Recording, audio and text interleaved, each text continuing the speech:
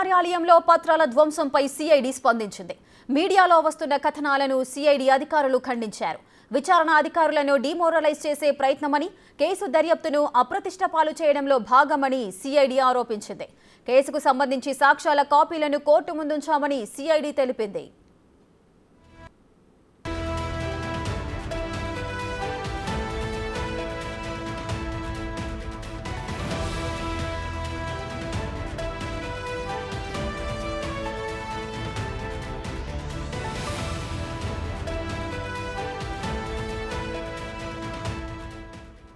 ఏపీసీఐడి మరో వివాదంలో చిక్కుకుంది. సిట్ కార్యాలయం ఆవరణలో కొన్ని డాక్యుమెంట్లను తగలబెట్టడంతో అగ్గిరాజుకుంది. ఇన్నర్ రింగ్ రోడ్ కేసుల వివరాలు, హెరిటేజ్ సంస్థ సమాధానమిచ్చిన పత్రాలున్నాయని టీడీపీ ఆరోపిస్తోంది. సిట్ చీఫ్ కొల్లి రఘురామిరెడ్డి ఆదేశాలతోనే తగలబెట్టారనే ఆరోపణలు వ్యక్తమవుతున్నాయి. ఇప్పటికే కొల్లి రఘురామిరెడ్డిపై బీజేపీ, టీడీపీ నాయకులు ఎన్నికల సంఘానికి ఫిర్యాదులు సైతం చేశారు. ఆయన వైసీపీకి అనుకూలంగా వ్యవహరిస్తున్నారంటూ బీజేపీ రాష్ట్ర అధ్యక్షురాలు పురంధేశ్వరి పలు ఆరోపణలు చేశారు. ఇన్నర్ రింగ్ రోడ్ కేసులో చంద్రబాబుపై ఇప్పటికే కేసు కూడా నమోదైంది. అంతటి కీలకమైన కేసుకు సంబంధించిన పత్రాలను ఎన్నికల ముందు తగలబెట్టడంతో అసలు ఇన్నర్ రింగ్ రోడ్లో ఏం జరుగుతోంది, పత్రాలు కాల్చివేయడానికి కారణమేంటి అనే ప్రశ్నలు, సందేహాలు కలుగుతున్నాయి.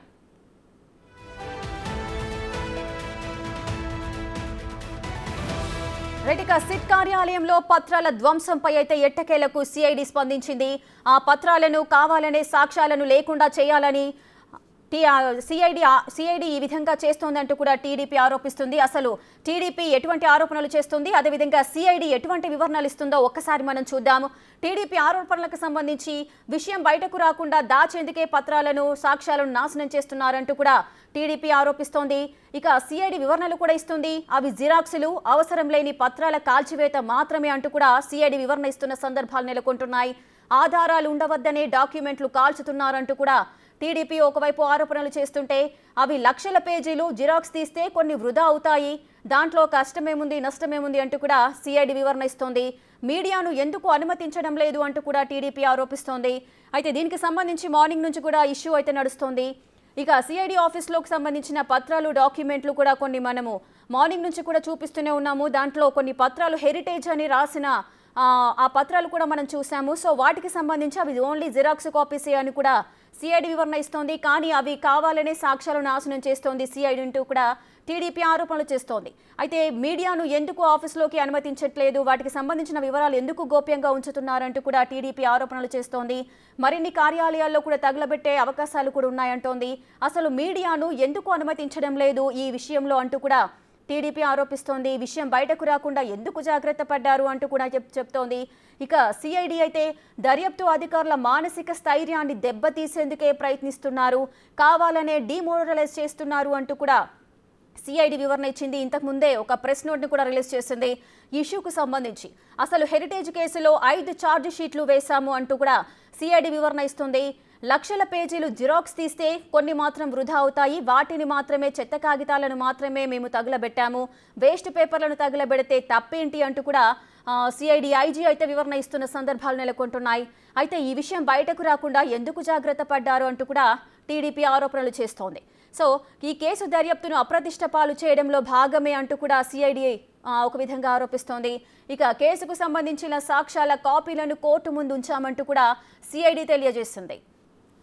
సిట్ కార్యాలయంలో పత్రాల ధ్వంసంపై అయితే సిఐడి స్పందించింది. ఒక ప్రెస్ నోట్ ని కూడా రిలీజ్ చేసింది. ఆ ప్రెస్ నోట్ కి సంబంధించిన పూర్తి డీటెయిల్స్ మా ప్రతినిధి శివ లైవ్ లో అందిస్తారు. శివ, చెప్పండి. మార్నింగ్ నుండి కూడా మనం చూస్తున్నాము సిఐడి అధికారులు అయితే డిమోరలైజ్ చేసే ప్రయత్నం చేస్తున్నారు మమ్మల్ని అంటూ కూడా వాళ్ళు ఒక ప్రెస్ నోట్ ని రిలీజ్ చేశారు. అవి కేవలం చెత్త కాగితాలు అంటున్నారు. కానీ ఆ పేపర్స్ లో మనం చూసినప్పుడు హెరిటేజ్ అని రాసి ఉన్నవి, ఇవన్నీ కూడా కనిపించిన సందర్భాలు ఉన్నాయి. అసలు ఏంటి పత్రాలు, నిజంగానే అవి సాక్ష్యాలని భావించవచ్చా, వాళ్ళేమో చెత్త కాగితాలు అంటున్నారు, అసలు ఏం జరుగుతోంది? ఇక మొత్తం మీద చూసుకుంటే సిట్ కార్యాలయంలో ఈరోజు ఉదయం దాదాపుగా కొన్ని 2 బస్తాలకు సంబంధించిన డాక్యుమెంట్స్ని దగ్ధం చేయడం జరిగింది.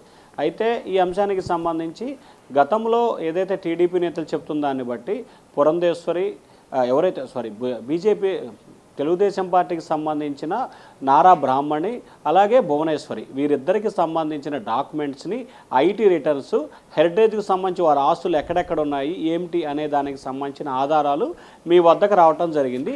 ఇవి ఎక్కడి నుంచి వచ్చాయనేది గతంలోనే తాము సిఐడి అధికారులను ప్రశ్నించాము, కానీ ఇప్పటి వరకు కూడా సమాధానం చెప్పలేదు. సో అలాగే హెరిటేజ్కి సంబంధించిన షేర్కి సంబంధించిన డీటెయిల్స్, ఎవరెవరు వీటిల్లో షేర్ హోల్డర్స్ ఉన్నారు, వారి ఐటీ రిటర్న్స్ ఏంటి, వీటన్నిటికి సంబంధించిన డేటాని కూడా సిట్ అధికారులు వారి దగ్గర పెట్టుకున్నారు. ఇవన్నీ ఎక్కడి నుంచి వచ్చాయని చెప్పి మేము గతంలో అడిగినా కానీ వాటికి సంబంధించిన ఆధారాలు ఇవ్వలేదు.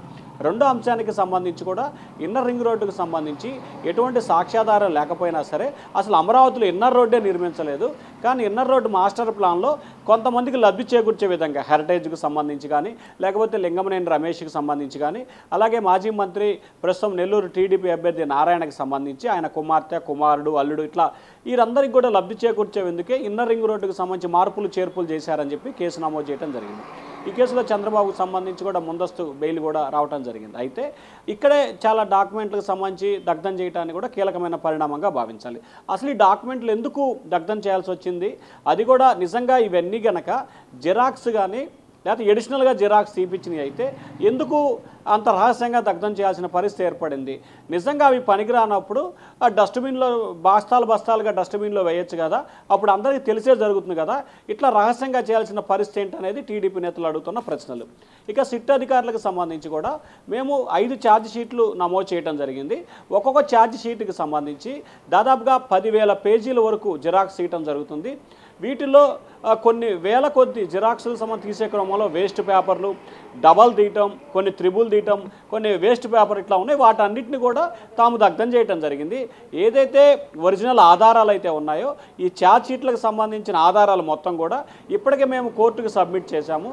కావాలనే ఈ విధమైన దుష్ప్రచారం చేస్తున్నారు, ఇది సరైన పద్ధతి కాదు, కొన్ని మీడియా సంస్థలు కావాలనే దుష్ప్రచారం చేసే ప్రయత్నాలు చేస్తున్నాయని చెప్పి కూడా 2 పేజీల ప్రెస్ నోట్ని సిఐడి ఐజీ పేరుతో కూడా కొద్దిసేపు క్రితమే విడుదల చేయడం జరిగింది.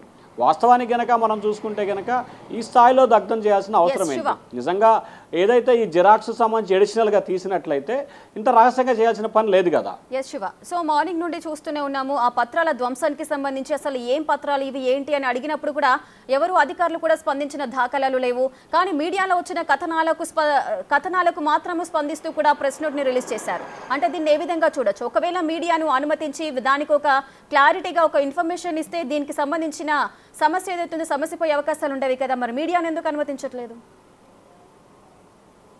అంటే ఖచ్చితంగా అసలు మనం చూసుకుంటే కనుక ఉదయం నుంచి కూడా సిట్ కార్యాలయానికి కానీ సిట్ కార్యాలయం సమీపంలో కానీ ఎవరిని కూడా అనుమతించట్లేదు. ఏదైతే సిట్ కార్యాలయం ఒక అపార్ట్మెంట్లో ఉంటుంది, అపార్ట్మెంట్కి సంబంధించి బయట కొంతమంది పోలీస్ అధికారులు సెక్యూరిటీ వీరిద్దరూ కలిసి కూడా ఎవరిని కూడా లోపలికి అనుమతించట్లేదు. కేవలం ఆ అపార్ట్మెంట్లో నిర్వాసితులు ఎవరైతే ఉంటారో వారిని మాత్రమే లోపలికి అలౌ చేస్తున్నారు. మీడియాని కానీ లేకపోతే మిగిలిన ఎవరిని కూడా అనుమతి చేయట్లేదు. నిజంగా అవి వేస్ట్ పేపర్లు అయితే అదే అంశాన్ని సిట్ అధికారులు మీడియా సమావేశం పెట్టి ఇదిగో ఇటువంటి పేపర్లను మేము దగ్ధం చేశాము, ఈ కారణాలని చెప్పి చెప్పొచ్చు కదా అనేది కూడా టీడీపీ నేతలు ప్రశ్నిస్తున్న పరిస్థితి కనిపిస్తుంది. సో సిట్ అధికారులకు సంబంధించి కొంత ఏదైతే ఆధారాలకు సంబంధించి లేని విషయాలు కానీ లేకపోతే గతంలో జరిగిన పరిణామాలు హెరిటేజ్కి సంబంధించి కానీ అలాగే భువనేశ్వరికి సంబంధించి కానీ బ్రాహ్మణికి సంబంధించి కానీ కొన్ని కీలకమైన ఆధారాలు అంటే ఐటీ రిటర్న్స్ కానీ లేకపోతే హెరిటేజ్ షేర్ హోల్డర్ విషయంలో ఇవన్నీ కూడా ఉన్నాయి. సో ఇప్పుడు ఎన్నికల నోటిఫికేషన్ వచ్చింది, త్వరలో కొత్త ప్రభుత్వం వస్తుంది. సో ఏ ప్రభుత్వం వస్తుందో ఏంటో తెలియదు. దీని అన్నిటికీ మించి కూడా ఇప్పటికే ఇటీవల తెలుగుదేశం బీజేపీ కూడా ఎన్నికల సంఘానికి ఫిర్యాదు చేసిన అంశంలో ఎవరైతే సిట్ చీఫ్ ఉన్నారో రఘురామ్ రెడ్డికి సంబంధించి కూడా ఈయన అధికార పార్టీకి అనుకూలంగా వ్యవహరిస్తున్నారు, ఈయన్ని మార్చాలని చెప్పి కూడా ఫిర్యాదు చేశారు. సో ఈ నేపథ్యంలో ఆయన గనక మార్చితే కొత్త అధికారం వస్తే వీటన్నిటికి సంబంధించి కూడా బయటపడే అవకాశాలు ఉన్నాయని చెప్పి దగ్ధం చేశారా, లేకపోతే నిజంగానే ఇవన్నీ వేస్ట్ పేపర్లా అనే దానికి సంబంధించి అయితే మాత్రం సిఐడి అధికారులు ప్రకటన అయితే ఇచ్చారు, కానీ ఎక్కడా కూడా మీడియా మీట్ పెట్టి వివరణ ఇచ్చే ప్రయత్నం చేయట్లేదు. సో ఉదయం నుంచి జరుగుతున్న పరిణామాలకు సంబంధించి తమ కార్యాలయానికి సంబంధించి ఒక ప్రచారం జరుగుతుంది కాబట్టి దానికి సంబంధించి తాము వివరణ ఇవ్వాలి కాబట్టి వివరణ ఇచ్చే ప్రయత్నం అయితే చేశారు, కానీ ఎక్కడా కూడా దాంట్లో వాస్తవ పరిస్థితులను వివరించే ప్రయత్నం కూడా చేయలేదు. ఎక్కడా కూడా ఆ డాక్యుమెంట్స్ని ఎందుకు తగలబెడుతున్నాము అనే వివరణ చెప్పే ప్రయత్నం కూడా చేయలేదు రేఖ. ఎస్ సో శివ, అయితే ఒక కేసుకు సంబంధించి 5 ఛార్జ్ షీట్లు మేము ఛార్జ్ షీట్లు పెట్టాల్సిన అవసరం ఉంటుంది కాబట్టి ఎక్స్ట్రా తీసాము జిరాక్సులు, వాటిని మాత్రమే తగలబెట్టారంటారు. సో అంటే ఎందుకు, అంటే బస్తాలుగా తీసుకెళ్లి తగలబెట్టాల్సిన అవసరం ఏమిటి? అంటే అంత పెద్ద మొత్తంలో జిరాక్సులు తీసి ఆ విధంగా తగలబెట్టే అవకాశాలు ఉంటాయా? ఖచ్చితంగా అసలు నిజంగా చెప్పాలంటే ఆ పరిస్థితి కనుక ఉంటే ఒక్కొక్క ఛార్జ్ షీట్కి సంబంధించి కొన్ని 2000 నుంచి 8000 10,000 పేజీలు జిరాక్స్ చేస్తున్నాము 5 కేసులకు సంబంధించి అన్నారు. అంటే వీరు చెప్తున్న ప్రకారం బస్తాల ఛార్జీ జిరాక్స్ కనుక అడిషనల్గా తీసుకుంటే అంటే లక్షల రూపాయల ప్రజాధనాన్ని ఏ విధంగా దుర్వినియోగం చేస్తారు. ఏదైతే ప్రజల ధనంతో కూడుకున్న జీతాలు తీసుకోవటం కానీ, అక్కడ సిట్ అధికారులకు సంబంధించి ఏదైతే దగ్ధం చేసిన పేపర్ల విషయంలో కానీ ఇవన్నీ కూడా ప్రజాధనం. సో వాస్తవంగా నిజంగా వేస్ట్ పేపర్లు అయితే అవన్నీ కూడా ఇప్పటిదాకా ఉంచాల్సిన అవసరం ఏంటి? నిజంగా వేస్ట్ పేపర్లని చంద్రబాబు కేసులు ఎప్పుడు విచారణ జరిగినాయి, ఎప్పుడు చంద్రబాబు అరెస్ట్ అయ్యాడంటే గత సెప్టెంబర్ నుంచి అక్టోబర్ వరకు కూడా చంద్రబాబు కేసులకు సంబంధించి విచారణ జరగటం, ఆయన బెయిల్ వేసుకోవటం, అలాగే అదే టైంలో లొకేషన్ విచారణ ఇట్లా జరిగినాయి. అంటే అక్టోబర్ అంటే ఇప్పుడు దాదాపుగా ఏప్రిల్ వచ్చింది, అదొక 3 నెలలు, ఇదొక 4 నెలలు, అంటే 7 నెలల కాలంగా ఈ డాక్యుమెంట్స్ ఎందుకు వేస్ట్ పేపర్లని ఎందుకు ఉంచారనేది ఇప్పుడు సిట్ అధికారులు చెప్పాల్సిన పరిస్థితి ఉంది. కానీ దీనికి సంబంధించి మాత్రం సిట్ అధికారులు ఎటువంటి సమాధానం కూడా చెప్పలేదు. కేవలం జిరాక్స్ తీసే క్రమంలో ఎక్కువ పేపర్లు ఉన్నాయి, వాటినే దగ్ధం చేశాము, దగ్ధం చేస్తే తప్పేంటి అనే ఒక్క 3 అంశాలకు సంబంధించి మాట్లాడారు. కానీ అసలు 7 నెలల కాలంగా ఎందుకు దాచిపెట్టారు, 7 నెలలుగా ఈ ఛార్జ్ షీట్ జిరాక్స్ కాపీలు పనికిరానప్పుడు మీ దగ్గర ఎందుకు ఉంచున్నారు అనే దానికి సంబంధించి ఎక్కడా కూడా వాడు క్లారిటీ ఇచ్చే ప్రయత్నం అయితే చేయలేదు Rekha. Right, thank you Shiva, thanks for the live details.